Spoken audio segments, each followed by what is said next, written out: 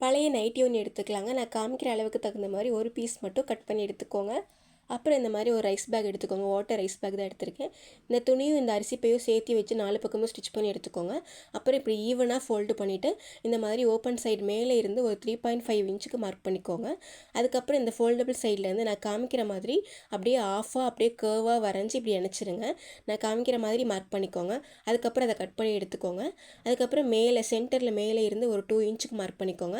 அதுக்கப்புறம் 4 இன்ச்சிலேருந்து ஒரு 2.5 இன்ச்சுக்கு திரும்பவும் 4 இன்ச் அப்புறம் 2.5 இன்ச் இந்த மாதிரி ஒரு ரெக்டாங்கிள் ஷேப்பில் இந்த மாதிரி மார்க் பண்ணி எடுத்துக்கோங்க.